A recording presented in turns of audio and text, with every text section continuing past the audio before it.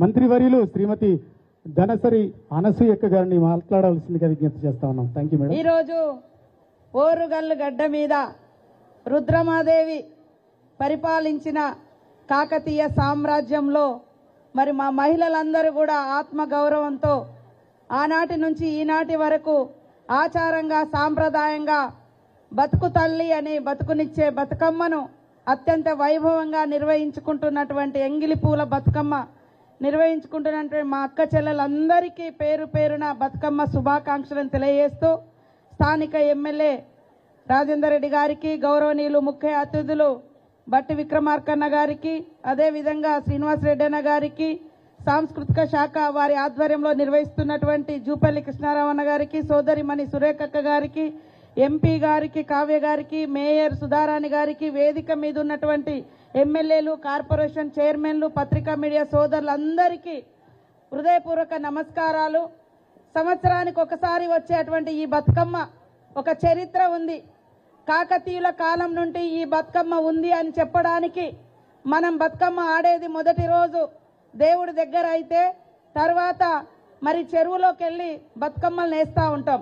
కాకతీయుల కాలం నుండే చెరువులు మన ప్రాంతంలో తీయడం జరిగింది. ఒకప్పుడు మంచినీటి వ్యవస్థ కానీ పాడి పంటలు కానీ పూర్తిగా చెరువుల మీద నుంచే వచ్చేది. కాబట్టి చెరువులకు ధన్యవాదాలు మొక్కుకునే, రుణం తీర్చుకునే పండుగ. మరి అత్తగారింటికి పోయిన తర్వాత 6 నెలలకు తిరిగి వచ్చే పండుగ ఈ బతుకమ్మ.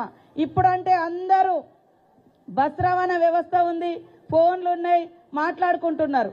కానీ ఒకప్పుడు అత్తగారింటికి పోయిన బిడ్డ కడుపు నిండా తిన్నదో తినలేదో అని మరి పండుగకు వస్తే 9 రోజులు 9 రకాల నైవేద్యాలను పెట్టి మనమందరం ఇక్కడ కష్ట సుఖాలు, చిన్ననాటి అనుభూతులను పంచుకుంటూ మనం తెచ్చిన ప్రసాదాన్ని కూడా పంచుకొని కడుపు నిండా కష్టాలు సుఖాలు పంచుకోవడం, అమ్మ పెట్టినటువంటి నైవేద్యాన్ని దేవతలకు పెట్టి మనం కూడా తీసుకొని తద్వారా ఆరోగ్యాన్ని పొందడం.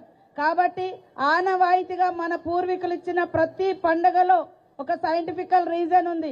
గౌరమ్మను మొక్కి మరి ఇవాళ అన్ని రకాల పూలల్లో కూడా ఔషధ గుణం ఉంది. వర్షాలు పడి చెరువులు నిండిన తర్వాత ఒకప్పుడు ఎక్కువ మనం చెరువుల నుంచే నీళ్లు తీసుకొచ్చుకొని తాగేది.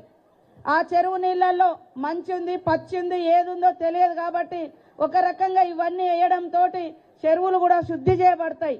అందులో మనం గౌరమ్మని చేసి పెట్టే పసుపుకు ఇంకా చెరువును శుద్ధి చేసే యాంటీబయాటిక్ ఆ గుణం కూడా ఉంది. తంగేడు పువ్వులో కూడా యాంటీబయాటిక్ గుణం ఉంది, ఔషధ గుణాలు ఉన్నాయి. కాబట్టి అందరు మా సోదరి మనులు ఎంత కష్టమైనా పర్వాలేదు, ఎంత ఎదిగినా పర్వాలేదు, మన పూర్వీకులు ఇచ్చినటువంటి ఆచారాలు, సాంప్రదాయాలు, పండుగలు ఖచ్చితంగా జరుపుకుందాం.